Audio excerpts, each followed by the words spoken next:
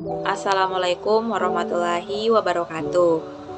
Kami dari kelompok 9 mata kuliah Filsafat Pendidikan akan menjelaskan sedikit tentang filsafat pendidikan nasional Pancasila. Adapun anggota kelompok yaitu saya sendiri Alda Amalia dan teman saya Fidelia Febiola Saranga. Untuk lebih lanjutnya akan dijelaskan dalam video selanjutnya. Filsafat Pendidikan Nasional Pancasila dilihat dari segi istilahnya, filsafat berarti cinta akan kebijaksanaan. Dari bahasa Yunani, Pailan berarti cinta dan Sophia berarti kebijaksanaan. Latar kajian filsafat pendidikan nasional Pancasila, di mana Noto Nagono mengatakan bahwa filsafat pendidikan membentuk suatu sistem pengetahuan abstrak atau hakikat mengenai pendidikan yang dapat menjadi pedoman bagi teori, kemudian ajaran dan juga praktik pendidikan. 1. Pancasila Dasar Negara Republik Indonesia.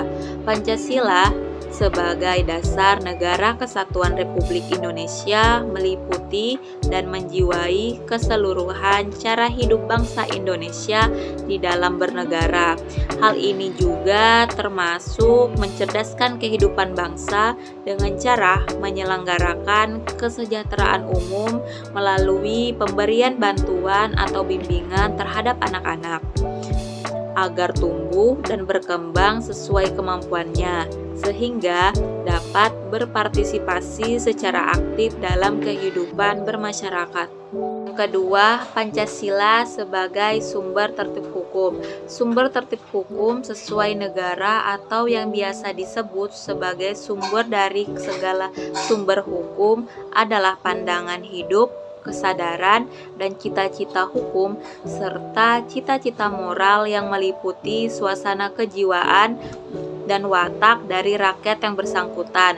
Jadi, sumber tertib hukum Republik Indonesia telah dirumuskan dan dipadatkan menjadi dasar negara Republik Indonesia, yaitu Pancasila. Jadi, Pancasila adalah sumber tertib hukum Republik Indonesia atau sumber hukum Republik Indonesia. Pancasila sebagai sumber tertib hukum negara Republik Indonesia meliputi perwujudan sebagai berikut. 1. Proklamasi Kemerdekaan Indonesia yang dilaksanakan pada tanggal 17 Agustus 1945 merupakan detik penjebolan tertib hukum kolonial dan sekaligus detik pembangunan tertib hukum nasional maupun tertib hukum Indonesia. Jiwa proklamasi kemerdekaan ini yaitu jiwa Pancasila yang dituangkan ke dalam pembukaan Undang-Undang Dasar 1945. Yang kedua yaitu Dekret 5 Juli 1959 yang merupakan sumber hukum bagi berlakunya kembali Undang-Undang Dasar 1945. Dekret 5 Juli ini ditegaskan dalam Piagam Jakarta bahwa menjiwai Undang-Undang Dasar 1945 ini merupakan suatu rangkaian kesatuan dengan konstitusi tersebut. Yang ketiga yaitu Undang-Undang Dasar 1945. Undang-undang ini merupakan penuangan jiwa proklamasi kemerdekaan 17 Agustus, yaitu sejatinya jiwa Pancasila.